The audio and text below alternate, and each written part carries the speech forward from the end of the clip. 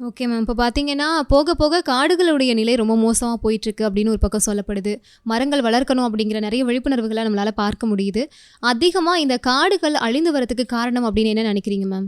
காடுகள் அழிந்து வருது அப்படின்னு சொன்னா, நான் சொன்ன மாதிரி நம்மளோட மனித குலம் அவங்க வந்துட்டு மரங்கள வெட்டிட்டு, மரங்கள வந்துட்டு வியாபாரத்துக்காகவும், அல்லது வீடு கட்டுறதுக்கு, சாலை விரிவாக்கம் அந்த மாதிரியும். அடுத்தது இப்ப நெறைய நம்ம மரங்கள வெட்டிட்டதுனால, கிளைமேட் சேஞ்சஸ் தட்பவெப்பநிலை வந்துட்டு மாறுபாடு வர்றதுனால வெப்பம் அதிகமாயிருச்சு. இப்ப திடீர்னு பார்த்தீங்கன்னா, காடுகள் எரிஞ்சிட்டுருக்கு. அமேசான் காடுகள் எரிஞ்சுச்சுன்னு படிக்கிறோம். அடுத்தது இப்ப போன வாரம் நம்மளோட திண்டுக்கல்ல இருக்கிற வந்துட்டு காடுகள் எரிய ஆரம்பிச்சிருச்சு. நல்ல வேளை 2 நாள் மழை பெஞ்சுச்சு. அந்த காடுகள அணைக்க முடிஞ்சுச்சு. இல்லன்னா வந்துட்டு அணைக்கவே முடியல அப்படின்னு சொன்னாங்க.